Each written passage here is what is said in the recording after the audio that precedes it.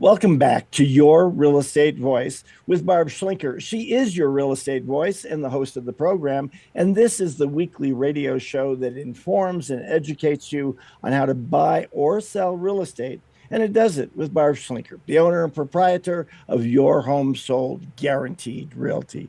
Barb, a lot of people look at those automated valuations like you'll see on Zillow, or sometimes they look at their neighbor's asking price to try to determine what their home is worth. So, how does a home seller decide what price to set when they're selling their home? And how do they know how much they will put in their pocket when they do sell? Well, Richard, it all starts with pricing and preparation. But let's talk about pricing first because that is key. Pricing a home correctly could mean the difference to a home seller getting the most money for the home, or it's sitting on the market for a longer than normal period of time.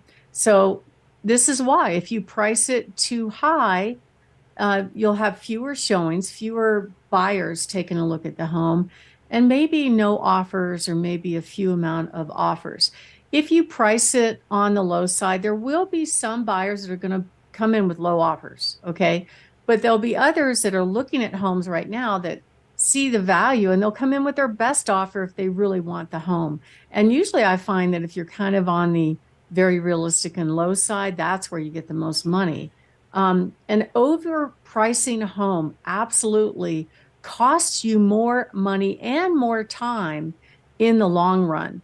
And that's why pricing is such a critical thing. And relying on things like Zillow or all these automated valuations, or even credit cards are trying to say what your home is worth right now, are not necessarily very realistic. Sometimes they're high, sometimes they're low, sometimes they don't have the right data.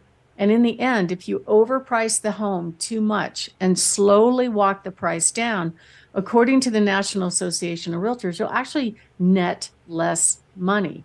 And these automated valuations, they're not always accurate. They just average the home sales around you. They don't know your home. They don't know if you've made improvements. Look at Realtor. If you put your address in realtor.com right now, just don't log in, just go to realtor.com, put your address in there and do a search. You can scroll down and it's something called real values that you'll see. And it will actually give you three different prices for your home. And these are all different automation modules, or they call them algorithms out there, where they calculate based on the sales that are going on around you, what these three different companies guess at what your home is worth. And the swing from one company to another could be as much as $100,000. That's a lot of money, pretty much, in these homes around here. So you don't really know looking at that.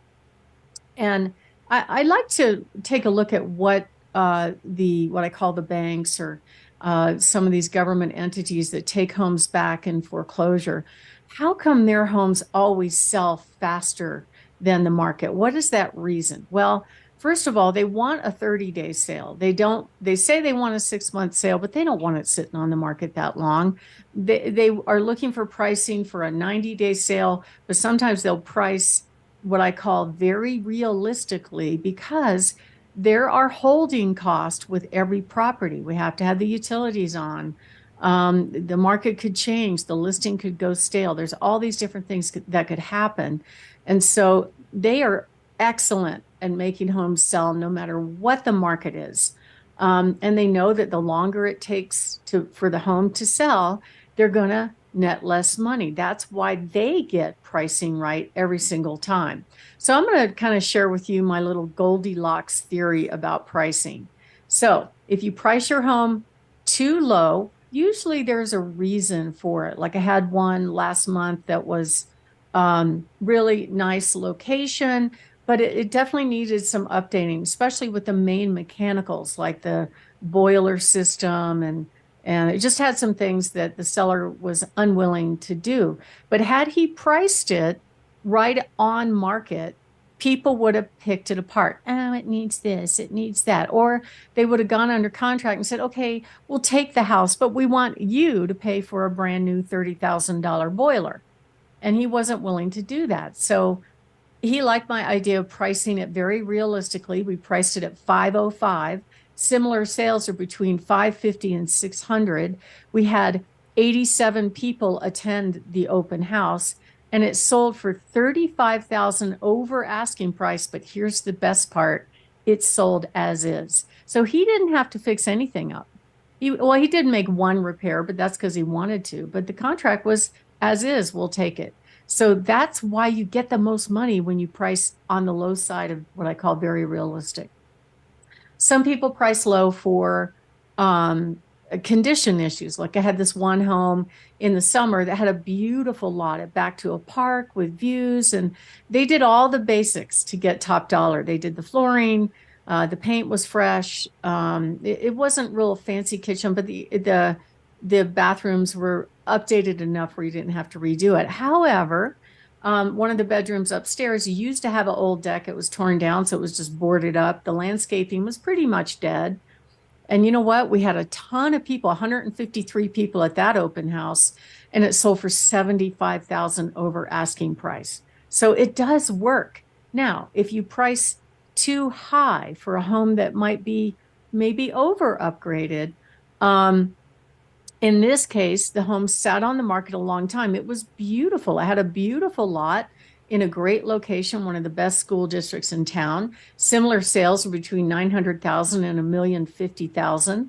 Initially, we priced it $1,050,000. We got showings and no offers. They lowered to just under $1 million. We still got showings, but we got low offers, really low. Like, they would say, all right, you're asking $1 million, we're going to offer you 925 or 900. We even had one person that sent the letter and he did not respond to that offer by his choice.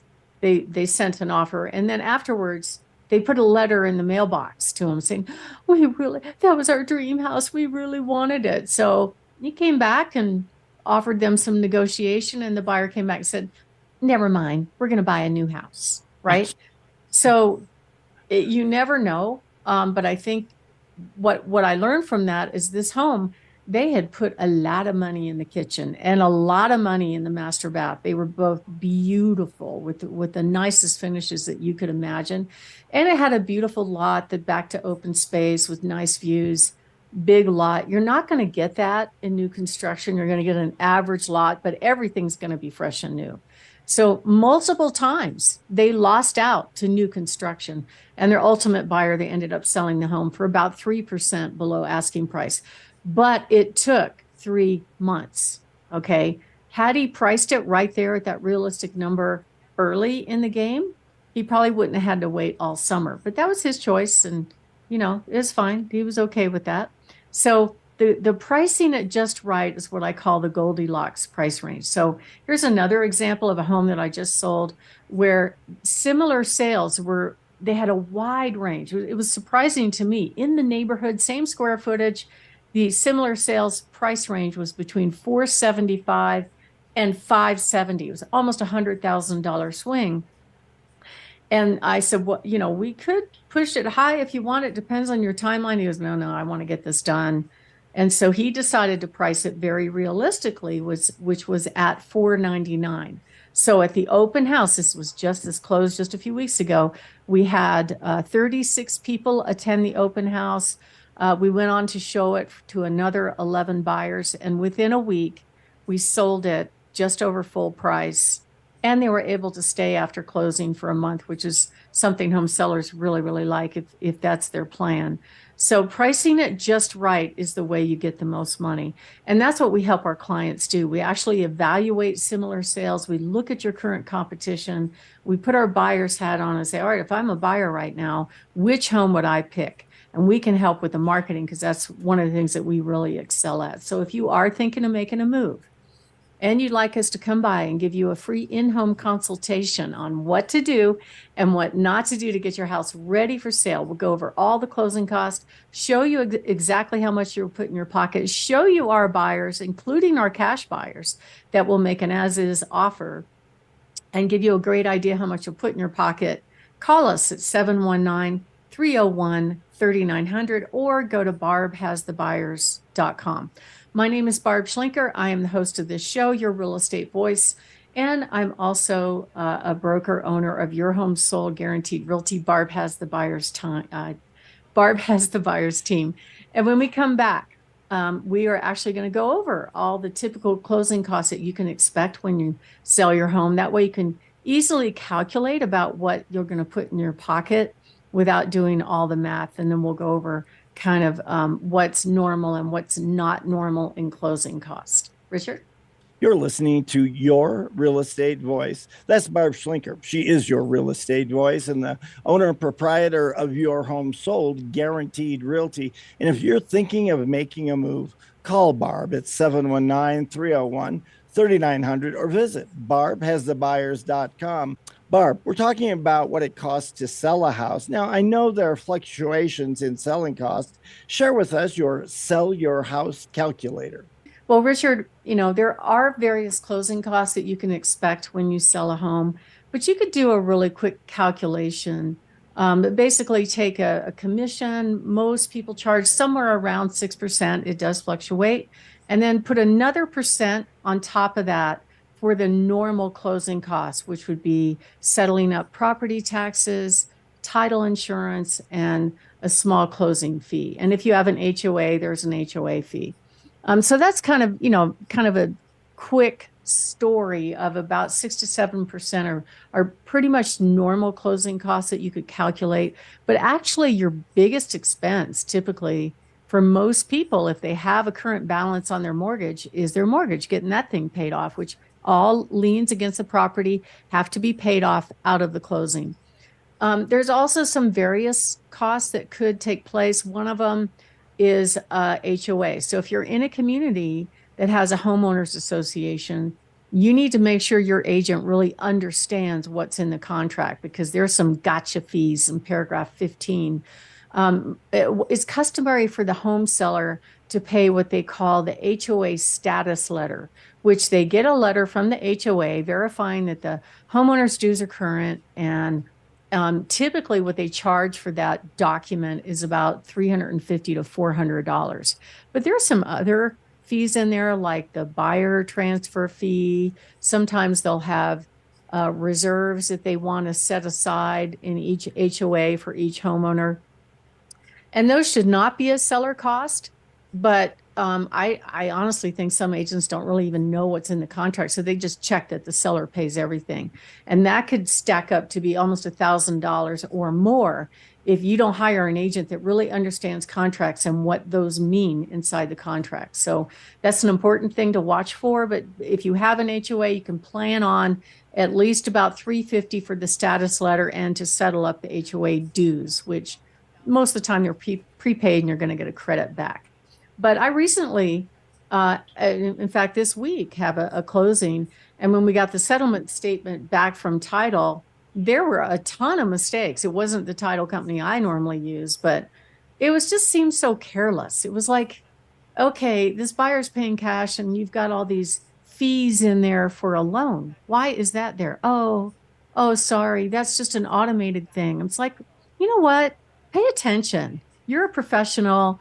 And, not every agent's going to pay attention to this kind of thing and get the seller stuck with these stupid fees. That should not be happening. So you need somebody that understands what's in a settlement statement and whether or not these fees are legit or not.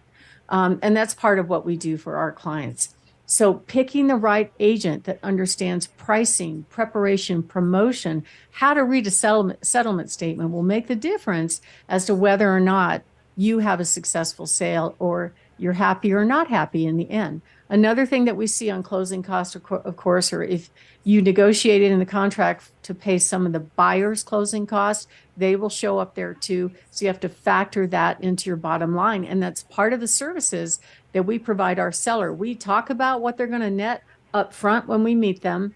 And then again, when we get an offer, and then also when it's appraisal time and right before closing. That's a very important thing because people care how much money they put in their pocket. So if you are thinking of making a move, give us a call at 719-301-3900 or go to barbhasthebuyers.com. Not all real estate agents are the same and actually have that level of expertise. My number is 719-301-3900 or go to barbhasthebuyers.com. Richard? You're listening to Barb Schlinker of Your Real Estate Voice. It's a show that you hear every Saturday at 11 o'clock. And if you're thinking of selling your home and want to get the very most amount of money, call Barb 719-301-3900 or visit barbhasthebuyers.com. A short break. When we come back, we'll be discussing agent showing nightmares and what you can do to avoid them. Plus, Barb's hot new listings. Stay tuned for those.